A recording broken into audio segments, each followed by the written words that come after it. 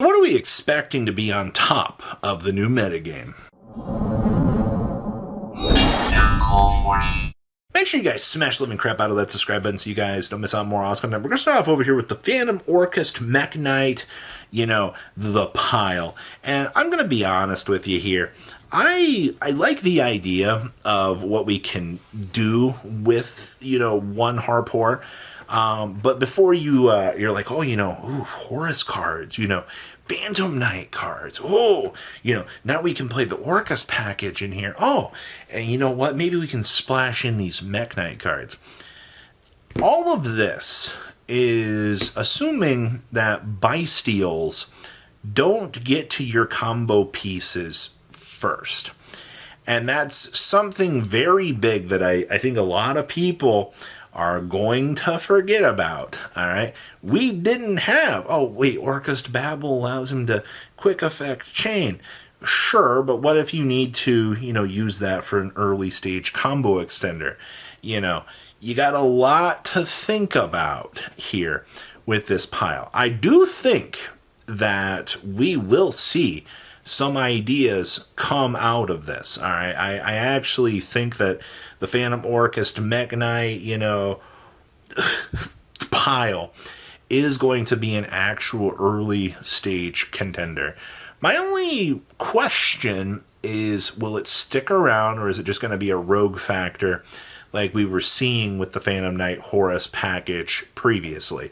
Because the deck is really cool, all right? Like, gimmick is always going to be something good. And when you have the bridging synergies of, hey, discard outlet, hey, suddenly all these little floaters are now on the field. Hey, life is kind of turning around out here, You can start to see these little power cards kind of assisting you. And, your combo lines can be a lot more consistent. That sounds like a win-win, in my opinion. Next up is Kashtira. Now, yes, we don't have the walking, talking Macrocosmo guy. Boo frickin' who. You know what you do have? Triple Fenrir, triple Unicorn. I think the biggest takeaway from this is the indie deck list. The build that came through and smashed an entire meta. I think a lot of people need to revisit and look at fundamentally what you can do with Kashtira, because this deck is the monster of mid-range control. All right, like if you look at the meta right now, you're like, oh, going first, going second. You need a deck that can kind of hit the high grounds here and go, hey, we can hit both going first and going second 100%. And that's exactly what you're kind of getting out here with this deck. And I absolutely love that. Also, mid-range control options for the field are really, really strong. Especially when you're like, hey, what more can we kind of do for this? You do the Raid Raptor stuff. We saw the the Exceed monster go fetch for a Zephyros the Elite, which was by far one of the craziest little extension options that you can kind of give to that deck. And also birth control. Birth being such a crazy card, man. Birth go revive. Oh, okay. Now suddenly things are a lot crazier.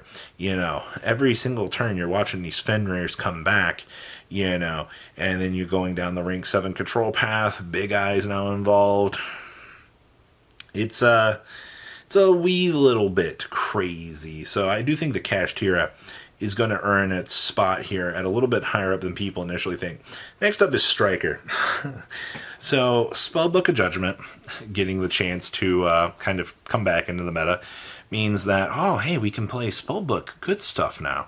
Okay, well, suddenly people are looking back at the Striker stuff and they're like, this means that we can try out some other ideas. Yeah, it does. You can try Striker Spellbooks. I don't know how consistent that's going to be, but, opening up the door and testing out new ideas is always going to be very welcome. But then you have Upstart Goblin for the first time in the TCG coming back to 3. So now suddenly everybody's looking at spellbooks going, this is looking really nice. But my major concern about all of this is, once again, the draw and lock bird. Droll exist to kind of, short circuit these turbo search mill functionalities, where your opponent starts to deep dive into their deck, searching for these draw cards or, turboing for the engages. Yes, you do have thrust that is meant to help you out to make sure, hey, I could search for something that I need. Obviously, once you're under Droll, well, the talents, well, the engage that you want to search for, you're not going to get as much crazy value as you would out of it. So, kind of bear that all in mind, that Striker is looking like a fun deck right now. But your problem is the perfect meta counter exists, and it is going to ruin a lot of people's days just getting hit with it. But, once again, that's not going to stop people from wanting to experiment out here. And, Striker could see a huge renaissance with this, or it'll be a stronger rogue deck than it was before. Next up here, we have Pendulum. Now, this is going to strictly be for the Endymion duelist. Endymion, much like Sky Striker, wanted to see Upstart Goblin move. Alright, now that Upstart Goblin has moved, they can now play more of this cheese spellbook deep draw. Well, not spellbook. They can play more of this deep draw style of deck that aims to kind of put them in an advantage place where they can go, hey, we can start turboing out how many spell counters on Servant can we ramp this up to? And then suddenly, Endymion, and then you've got the field spell over here that's chugging along on all these counters, and then you see the Giga Selene come down. That pile of cards is a lot harder to achieve results with. But once again, when you're adding 2 consistency upgrades to the pile here, you can start to see things kind of change. And I do know for a fact that even if the Pendulum stuff, the Endymion part of the deck doesn't necessarily take off as a tier 1 contender, people are still going to mess around with it in the early stages, which means, once again, you're going to have to know how to handle this.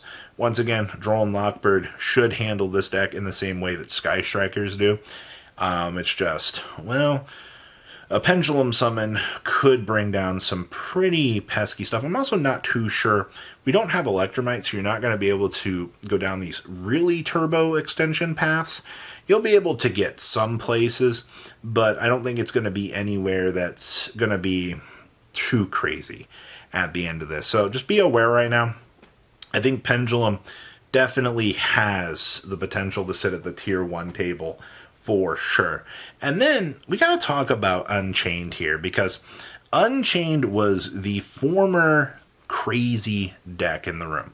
Unchained found its way up the ladder so much. It was such a consistent nightmare for a duelist to deal with that you see the consistency hit on it. You see that they lost to Shyama, and you're like, wow, where does the deck fall from here? Because that's 2 consistency hits along the way. I think that there is going to be a chance that this deck goes rogue. There's also a chance the players are going to find a way to try to innovate this deck still.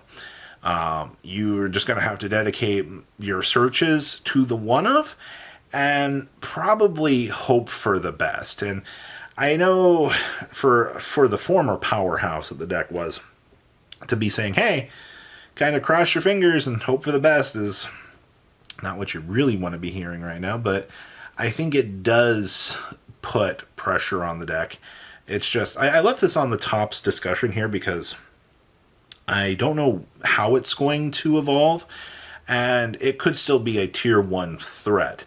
Its consistency hits due to a lot. So these are the current decks that I think are going to be the surprises still kind of sticking around here. A lot of people, they do have very interesting takes on the game, but I think the surprise factor can put a lot of these decks into interesting tier 1 positions. And, you're not going to Droll, or you're not going to see Droll every game. So what do you guys think? Please comment down below, tell me what you guys think, and I'll see your beautiful faces back here in the day, guys. Peace. Patrons, thank you.